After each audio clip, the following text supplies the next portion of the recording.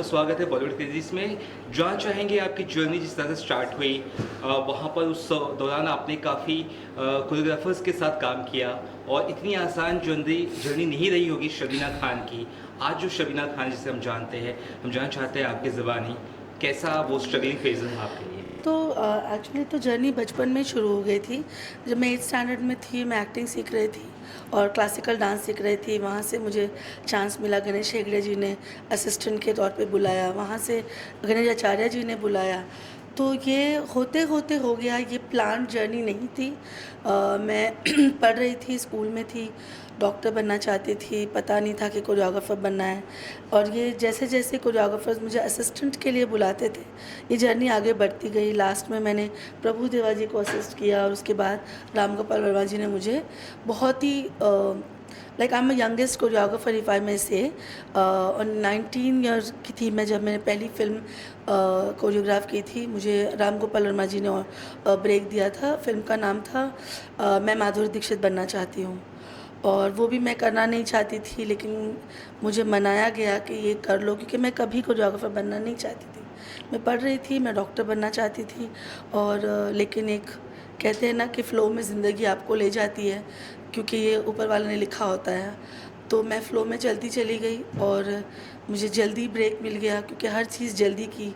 Assistant थी जब मैं 8th स्टैंडर्ड में थी, 9th में थी और फिर उसके बाद पढ़ाई ही कर रही थी, कोरियोग्राफर बन गई।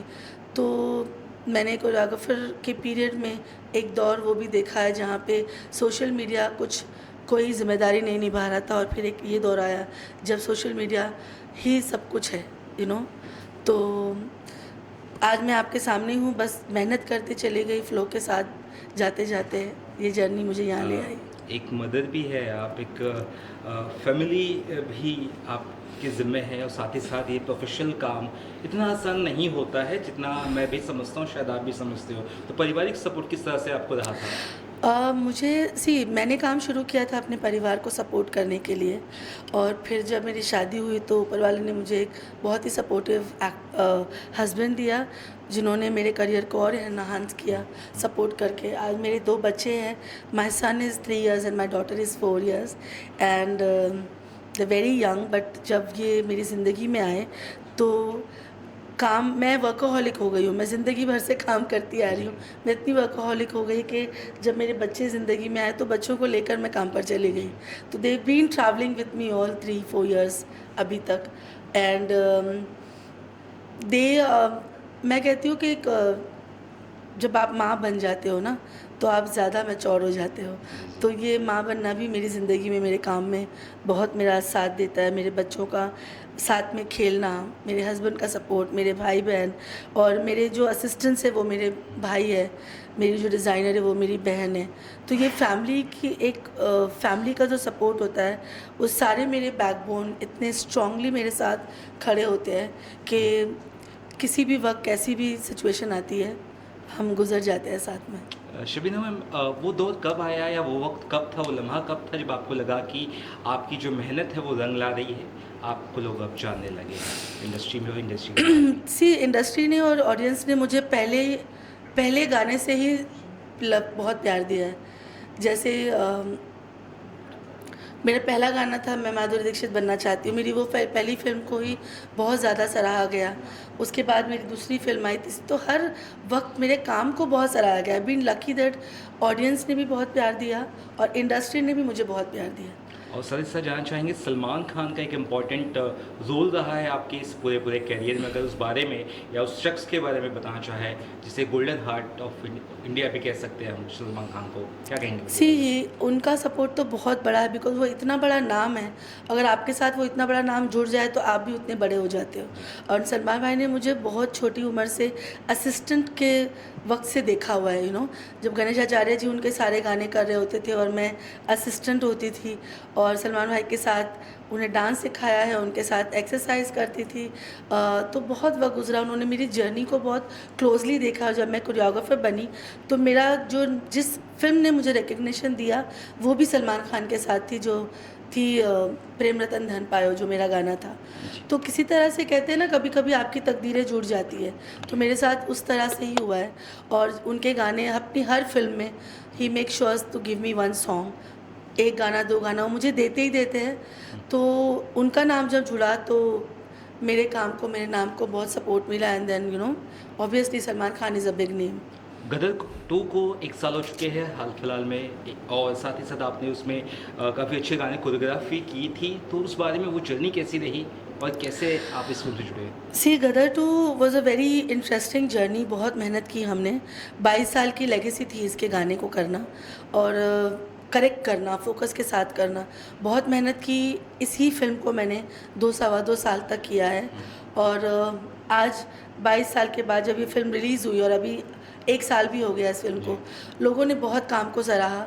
तो कहीं न कहीं ये बहुत मेहनत गई है इस गानों के पीछे और बहुत फोकस और बहुत डिटर्मिनेशन के साथ डे नाइट 1.5 साल 2.5 साल तक हमने मेहनत की है, तब जाके गदर के गाने बने और लोगों ने बहुत प्यार किया इस गानों को and I am very glad and happy for that. लेकिन शबीन में आज भी मैं देखता हूँ कि कई बार कोरियोग्राफर जो होते हैं उनका नाम तक मेंशन नहीं होता, उन्हें कई बार क्रेडिट दिया नहीं जाता। ये इंडस्ट्री में आज भी चीज़ हो रही है और ये बहुत दुख वाली बात है। क्या कहना चाहेंगे? ये बहुत दुख वाली बात है और I definitely want to speak louder about this के जो कोरियोग्राफर के गानों को ही आप देखकर थिएटर तक पहुंचते हो, उन्हीं कोरियोग्राफर को आप ड्यू नहीं देते हो। ये एक वन पर्टिकुलर प्रोड्यूसर डायरेक्टर नहीं है, ये पूरी इंडस्ट्री का चलन है। तो मुझे लगता है कि कोरियोग्राफर्स को अपना ड्यू मिलना चाहिए। ज़रूरी नहीं है कि जो कोरियोग्राफर टीवी पे जज बन के बैठे हैं, जो ऑलरेडी फेमस है, वो गाने करते हैं तो आप उनको आगे ले आते हो क्योंकि उनकी अपनी ऑडियंस है। और what about the choreographers who doesn't have that kind of audience but they are very good technicians. तो मुझे लगता है कि अब फिल्म के जो प्रमोशंस होते हैं उसमें कोरियोग्राफर्स को डेफिनेटली वो रिस्पेक्ट और वो बढ़ावा मिलना ही चाहिए। आपकी फाउंडेशन के बारे में हमने काफ़ी सुना है, अगर उस बारे में बता सके। और आप साथ ही साथ एक सपोर्ट सिस्टम भी स्लम्स के बच्चों के लिए कुछ करती है स्पेशल, अगर if I am not wrong. मैंने लॉकडाउन में एक शो शुरू किया था। स्लम्स के वो बच्चे जो जिनके पास ऑडिशन के लिए जाने के लिए भी पैसे नहीं होते, तो मैंने एक दिन बैठे बैठे सोचा कि व्हाट अबाउट द कलाकार जो घर में बैठे, जिनके पास इतना भी पैसा नहीं है कि वो ऑडिशन तक टिकट लेके जा सके, तो वो उन तक कोई पहुंच सकता है क्या। तो मैंने अपनी एक टीम बनाई 25 लोगों की और लॉकडाउन में मैंने अपनी टीम को हर एक स्लम्स में भेजा and we covered the entire area in Mumbai slums. And हमें पता चला कि इतने बड़े बड़े कलाकार हैं लेकिन उनके पास, किसी के पास जूते नहीं हैं, किसी के पास पैसे नहीं हैं, कोई आगे नहीं बढ़, जिसके पास खाने को नहीं है, घर नहीं है, झाड़ के नीचे एक लड़का सोता है लेकिन वो डांस इतना कमाल करता है। तो हमने ऐसे 650 डांसर्स ढूंढे और इंडस्ट्री के सारे एक्टर्स ने मुझे सपोर्ट किया पर्सनल लेवल पे विद BU तेजन पिंपले, जो BU जिनका डांस रिहर्सल हॉल है, उनके साथ मिलके हमने ये शो किया और 650 डांसर्स में से हम 50 डांसर्स को सिलेक्ट करके लेकर आए और अभी उनके साथ हम नेक्स्ट लेवल लेके जाएंगे उनको। और ये बच्चे एक फैमिली की तरह जुड़े हैं, तो मैंने उनको छोड़ा नहीं। आज भी जब मैं कोई गाना करती हूँ और मेरे पास 20 डांसर अगर है रिक्वायरमेंट, तो मैं ये स्लम्स के बच्चों को 5 को ले आती हूँ। मेरे पास 100 डांसर है तो इनमें से 30 को ले आती हूँ। तो जब भी मैं डांसिंग गाना करती हूँ, मेरे ये रियलिटी मैं शो को बोलती हूँ। इसके जो 650 बच्चे मेरे साथ जुड़े हैं, मैं उनको हमेशा बुला के कोशिश करती हूँ अपने गाने में काम दूँ। लास्टली ये सवाल जानना चाहूँगा मैम आपसे कि क्या कुछ प्रोजेक्ट्स आपके आ रहे हैं? आपने इतने बड़े बड़े बैनर के साथ काम किया है, आगे क्या कुछ जनता आपको कहाँ देख सकेगी? बहुत लाइनअप तो काफ़ी अच्छा है। जैसे कि सब जानते हैं कि मैं कोशिश करती हूँ कि सिर्फ ऐसे ही गाने ना करूँ, मैं पूरे गाने सोच समझ के पूरी फिल्म करती हूँ। तो मैं ऐसी कोरियोग्राफर कभी नहीं बनना चाहती थी जो सिर्फ नाचने वाले गाने करके हट जाए। तो उसके लिए आगे का जो प्लान है वो बहुत अच्छी फिल्में आ रही है। जर्नी एक फिल्म आएगी, शायद इसका नाम चेंज हो जाए, नाना पाटेकर जी के साथ है, अनिल शर्मा डायरेक्टर है। सलमान भाई की फिल्में आने वाली है, 2 और बड़े प्रोजेक्ट्स लाइनअप पे है। तो लाइनअप अच्छा लग रहा है। जो ऑडियंस मुझे जानती है, they will enjoy watching upcoming films. जी, बहुत बहुत शुक्रिया बात करने के लिए। Thank you so much. Thank you so much.